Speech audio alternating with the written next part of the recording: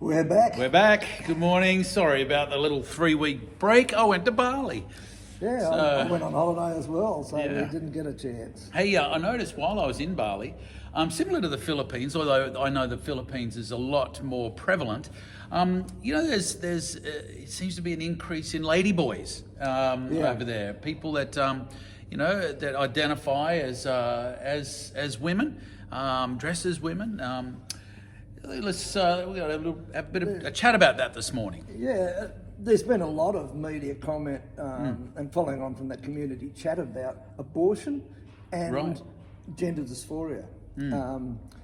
And we discussed the issue of abortion not long ago on Theology Thursday. So to some degree, we're just taking that a little bit further into that area of sexuality. Right. I think it's important to note that whether or not we're aware of it or whether we believe it, the minds of most people, especially in our Western society, are very strongly influenced or maybe even controlled by the media. And I think a recent illustration of that has been the overturning of the Roe versus Wade decision in the USA. Yeah. That the media have people believing that the US Supreme Court's decision to overturn Roe versus Wade has stopped legal abortion in America. Yeah, and it hasn't. They haven't even. They're not even commenting on somebody's right. And yet, all the protests and so forth, they're really poorly based, and it's what the media have said. Yeah, because essentially that all they've said is that it's not a constitutional issue for the federal government. Yeah, so the federal government, there's nothing in the Constitution that gives the federal government the right to that's but ban abortion. States can make their own decisions. So they've really done nothing in relation to abortion in terms of approving it or not approving it. Yeah, that's they haven't made any statement that way. So it's the media that have fed all of this and that have caused a lot of those reactions. And it's interesting to me that the Australians and other places around the world have had these protests as well because of this decision. That they're clearly misunderstood what that decision was. It was purely just the federal government's But the only way they misunderstand it is because the media have been so strong. Public debate over abortion has raged for decades, and it's certainly not showing any signs of letting up. Historically, pro-life argument focused on the evidence that life begins at conception, where the pro-abortion argument focused on women's rights. Right. But that is quickly changing. Many pro-abortion advocates now accept that life begins at conception. Yeah. And it's foolish to say otherwise. Well, there is that argument that's now becoming more prevalent, which is that life is acknowledged at heartbeat. Yeah. So maybe not conception, but certainly heartbeat, which is quite soon after. But the argument now has moved from the simple biology of life. That's not regarded as the important issue. The issue is whether that life has grown enough to take on human characteristics and become a person. In other words, human life is disposable, but a person is not. Right. And the ethical implications are confusing and frightening because they could say you're no longer a person. Yeah, well, that's right. Up until now, the sanctity of life, the sanctity of human life has been of utmost importance. That life, just in its own right, is valuable. But like you said, now people are starting to question that and saying, well, maybe it's not life, it's it's whether you're a person and who defines what a person is. That's it. I don't know how we get to this point or how we've arrived there. When did a human being and a person become a separate thing? It's a long and complex development of ideas, but the broader sense, we can trace the path back actually to Darwin. We can't overstate... Not the town. No, Charles Darwin. Charles Darwin. We can't overstate the impact that Darwin's ideas on Western beliefs and culture. We've seen divinely created human beings made in the image of their creator becoming nothing more than biological organisms.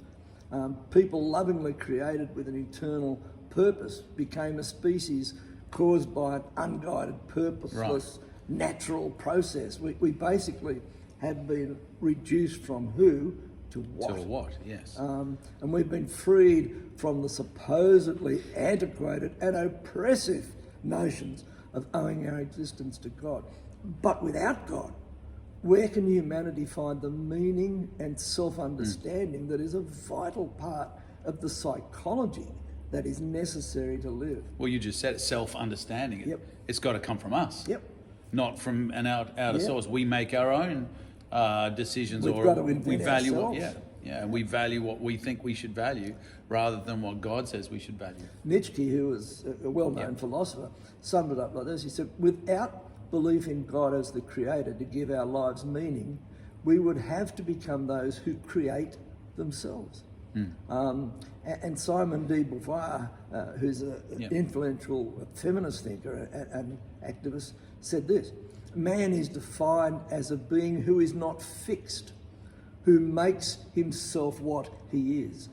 So it's not just who we are that's brought into question, but what we are is now there as well. So people claim the right to create their identity as they see fit, and claim the right to be free from anyone who would prevent them from doing so, which is pretty So big. it becomes very subjective Very and a much so. free-for-all. Who, to decide what's valuable, what's not, what are we going to value this year? What about somebody who's in a wheelchair? Do we value that? Are they enough of a person to value? Hope so, because I was in one. You were in one, yes. The Apostle Paul shows us that our search for identity is not a natural one. In our original created state, we knew exactly who we were because we knew who God was. And our turning from God into sin darkened our minds and made every thought futile, including and perhaps especially our thoughts about who we are. Jeremiah says that the heart is deceitful above all things. And the unregenerate heart of man fills itself with all forms of imaginations in its search for identity. Right. And one of the outcomes of this godless philosophy has been the relatively new controversy of gender identity. It's not a new occurrence, it's just a new controversy. Yeah, and it certainly is topical right now. There's very few TV shows or movies now where you don't have this topic, or somebody who is gender dysphoric or non-binary, so this has become a thing. But like you said, it's not a new occurrence. It's been around for thousands of years. There's a verse in the Bible in Deuteronomy 22 verse 5 where God says, look, a man should not dress as a woman and a woman not as a man. He's not talking about work clothes. He's talking about don't try to hide your sexual identity. Don't try to mask it, as a trend, and live that way. And now there's all sorts of demands for gender-neutral public toilets, change rooms at swimming pools, and other sporting venues, the right for people to, men to participate in women's sport. That's been a real big issue in recent times. Basically, the right for people to identify however they choose on legal forms even. Some applications provide the choice male and female and other. Facebook allows you to choose him, her or their, just so you've got room to pick a gender, basically. Yeah, well, as I said, recently was travelling and we noticed in a couple of the airports that there was a male toilet, a female toilet, and a gender-neutral toilet.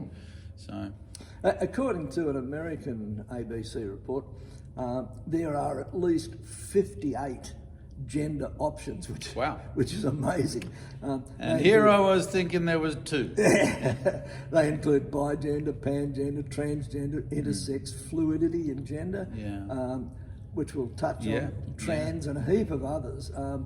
It was so much easier when it was just men, women, boys and girls. But our culture has taken something simple and obvious and made it so complex and complicated that it goes beyond the absurd. Yet enlightened educators and politicians, journalists, and unfortunately even some of the church leaders declare that everyone is entitled to their own beliefs, their own feelings, behaviour and sexual identity or preference. Chesterton, who's G.K. Chesterton is pretty well known, he said, the danger is when men stop believing in God, it's not that they will believe in nothing, but they will believe in anything. Yeah. And that's what's happening. So what is gender identity disorder? Well, or actually, disorder? before you go on to that, it does bear mentioning that as Christians, so I understand the world, once you remove God, like Charles Darwin said, once or believed as an atheist, once you remove God, it's not so much about who we are, but what we are. That if you remove God from the equation, an objective identity telling us the way things are and explaining to us what's been created, you remove him. And then, yes, of course, it's very subjective, and there'll be a plethora of ideas, a plethora of philosophies, and things that people might believe in. But as a Christian, we take our lead from God, from what he says is particularly as revealed in the Bible. So if the Bible says something, whether we like it or not, whether we, particularly agree with it, in terms of, how it fits with my experience, we still have to accept that as truth and the ultimate truth, because it's objective. For us, it's objective. It comes, we believe, from God telling us. So if he says this is how it is, then we go, well, that's how it is, And yes, of course, there's some interpretation. We've addressed at Theology Thursday some things that may have been just a cultural issue in the Bible. Women must wear headwear or hats in church, and we can look at those things and go, that was clearly a cultural thing. But in the main, what God believes or what God speaks to us, we accept as objective truth. And so it's not to be messed with. So let's just ask the question then, what is gender disorder or gender dysphoria? Dysphoria is a noun that's associated with depression, describing a state of feeling discomfort, unhappiness, hopelessness. And some people refer to this condition as gender confusion. And any one of those definitions of discomfort, unhappiness, whatever, pretty much accurately describes how a person may feel. It's first of all a way of thinking that makes a sharp distinction between sex and gender. Sex is still understood as biological determined. Male, female. That's it. But gender is now seen as something that is entirely socially constructed. And so it's a matter of personal choice. This means that there is no necessary connection between your gender identity and your biological sex. The two may be the same or they might be different. There is, it's claimed, no such thing as the norm. It's characterised by the feeling and belief that you are really the gender of the body or you're not really the gender of the body you're born in, but you really belong to another gender. And so a person who's born a male and feels that he's really a female trapped in a male body and identifies his gender as being female. And a person born as a female believes that she's really a male trapped in a female body. She identifies her gender as male. And such personal, that type of person experiences generally a great deal of anxiety, distress and inner conflict because their perceived gender does not match their actual birth gender. And these feelings and beliefs themselves are very important, particularly to the person experiencing them, but they do not correspond to the actual biological gender. And it bears mentioning here, Dave, that we're not going to try to address every issue here today, but that I think a great deal of this confusion, or what leads to this, isn't so much how you're feeling, but how society perceives those feelings, or how we've stereotyped. So, in the school I grew up in, real men were good at sport and they liked hunting and they grew good facial hair, like Dave. So you're a real man. And if you were more effeminate, or you liked acting and cooking and singing, then maybe you weren't so much a real man. And that was what the culture that I grew up in. Certainly in the Bible, back in Genesis, there you had Jacob and Esau, two brothers. They're actually twins. Esau, it says he was a man's man, and he liked hunting, and so he would go. He was a man of the open fields. And he was hairy. And he was hairy, yes. Whereas Jacob liked to hang around the tents, and he liked to cook with his mum. And so if you put, culture says, there's an identity problem. Well, no, there isn't. It's okay for you to enjoy singing and art and those sorts of things, and your character might be more what we would stereotypically say is more feminine versus more masculine, but that doesn't mean that your gender is in question. Right. It just means that our society has stereotyped too much. And certainly, again, in my experience, I grew up in an all-boys school.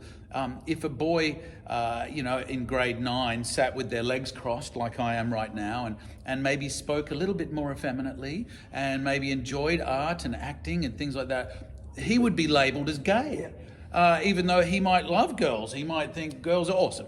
But we stereotype people and we push them into a box sometimes as a culture or as a society, push them into a box until they start to become confused and anxious and all of these things because they say, I don't fit the norm. I don't fit what they're saying is a real man or a real woman. And when they do that, when they identify cross-gender, they're actually...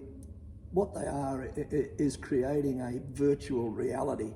That is to say, a person with gender identity disorder are delusional in a sense in respect to their gender.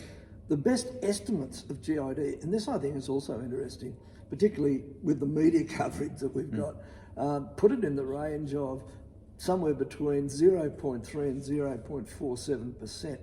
Which is less than half of 1% of the general population. And yet all of this attention has been given. It's like gay marriage. It was the thing, and obviously so many people want to go into gay marriage that we had to change legislation. But now in Australia, less than 1% of marriages are actually homosexual or gay marriage. So it's blown out of proportion. Again, the media have a lot to answer for on that. Yeah, and society in general. Like I said, I think you can't overstate the power of stereotypes and how the influence that has had on people's identity confusion. And I mean, we won't go there today, but not just in gender, in so many other areas of identity, because we have typically stereotyped in our movies and popular, art have sort of encouraged these stereotypes. The cowboy versus the singer. GID is not normal, and now we're finding this is extended, not just that people identify with a different gender, but some identify as a different species altogether. We've got people who identify as cats.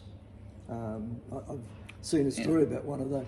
And recently there was one in America which was really out there, identified as a colour. Oh.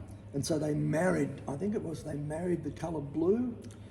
Well, there you go. When you take God out of the picture, it's the logical conclusion, isn't it? People are going to just... if it's all very subjective, I can be who I want. Well, one of the things that I think is most dangerous here is those who believe in gender fluidity. That is, you identify as a gender that you feel like on any given day. So tomorrow you might change to a different gender. And that can lead to all sorts of abuse, really, by people with minds that are a little twisted. So I think a really dangerous one. But as Christians, we've got to handle the issue with grace, because it's certainly very sensitive, and it poses a lot of very deep ethical challenges. This gender confusion is, in my thinking, another method that Satan, who was the first one to reject the identity that God gave him and choose another one for himself, he's using it to bind people and blind them to their own identity. Yeah. And in doing so, he takes out individual, he fractures families, he disrupts the very fabric of our society. Yeah. The Bible says that the enemy of our souls came to kill, steal, and destroy. John 10, Jesus said that. And he distorts the truth just enough so that it sounds attractive, but it's deeply deceptive. And with all matters to do with sexuality and gender, it is sensitive precisely because it deals with one of the attributes of our humanity that most defines us. But as incidences increase in number and the subject is talked about more and more in mainstream media, we as Christians not only need to understand the issue, but we need to respond if we truly want to model Christ. We could, of course, refuse to engage, but that wasn't the way that Jesus operated. We're not showing love if we ignore. But we also need compassion, understanding, and insight into how people can find healing and wholeness. We have to treat people with the grace of the gospel because the gospel is applicable and available to all people. Yeah. So whether they're gender dysphoric or whatever, the gospel of grace is still available to them, and we have to live that and demonstrate. So first and foremost, we have to offer genuine love to those who we know are gender dysphoric. Recovery is complex and it will take time. There will also be no answer that will suit everyone. No one answer fits, everyone. But there are some fundamentals that we as Christians can be aware of. We cannot simply say transgenderism is wrong. We need to know and understand why biblically and scientifically. We know from Genesis 1:27 that God created mankind in his image. Right. And that he created man and woman as distinct from one another. The Bible says that in the beginning God created the first pair, male and female. Right. He created them. So he pronounced the blessing on them and said, be fruitful and multiply. And later when Jesus was asked by the Pharisees a question relating to marriage, he simply said, have you not read that he who made them at the beginning made them male and female? And said, for this reason a man will leave his father and mother and be joined to his wife, and the two will become one flesh. So they are no longer two, but one flesh. Therefore what God has joined together, let no man separate. That's in Matthew 19. So God does not give us free rein to choose our sexual preference or our gender identity. And if we believe this, then we have to accept that regardless of how the individual's feelings may be, it's not possible to be trapped in the wrong body. It's an emotional condition. After all, he is the one who created man with XY and sex chromosomes and configuration, and a woman with XX. And so no manner of pretending will ever change that. This configuration is embedded in every part of our being. So much so that in a couple of 100 years, an archaeologist would be able to dig up one of my bones and say, aha, this is the bone of a man. That's how they wouldn't be checking on how I identified. They would be able to identify from my skeletal remains. So God made men and women different. Sexual difference does not exist on a continuum where some men are more like women or vice versa. Men and women are different at the deepest level of their beings. Our chromosomes are different, our brains act differently, our voices are different, our body shapes are different, our body strengths are different, our reproductive system is different. The design for what our bodies are structured and destined for are different. And these designs bear witness to the differences that reflect God's creative will for humanity. Sure. So physically, there's no doubt there's these differences, not just in our genitals, for example, but in all those things you mentioned. Yeah. But emotionally, this is what I keep coming back to. There's a vast variety of ways that we can express our character and who we are and our personal likes and dislikes, and so stereotypes that society thrusts on men and women don't help, and so they can add to the confusion that people who don't fit the stereotypical norm or the stereotypical thing that society puts on us can create these things. So gender dysphoria becomes an emotional and a mental wrestle or mental confusion that people have to work through because they're going, oh, I don't fit that mold. But that's okay, you don't have to fit that mold. I think God created you to be unique and different. So if you don't fit the stereotypical, it doesn't mean you're not a man or you're not a woman. It just means you're unique. And the bottom line is it's physically impossible for a man to become a physical woman, despite any surgical changes that can be made. And it's impossible for a woman to become a physical man, and again, despite any surgery. Those who say otherwise, really, they're trafficking fiction about human nature. Certainly, gender bending, as it's sometimes called, is quite contrary to the laws of God. But we still must treat any caught up in this practice with love and compassion. The first thing that we, and most important thing that we should do is to seek to win them to Christ, because let them find the love of the Father and allow His Spirit to work in them and convict them and ultimately deliver them. It's a big topic. It is a big topic and something that is not going to go away. It's not just a flash in the pan, and it's not a new thing. As we started by saying, this has been around for millennia. So it's something that we as Christians need to wrestle with and get our heads around in terms of how we love and respond to a world that is changing so rapidly and rejecting traditional Christian values. So. One of the highest traditional Christian value is to love everybody, love your fellow man. That doesn't mean agree with everybody, and that's where the world needs to understand that agreement doesn't mean that we're rejecting or we rejecting you as a person.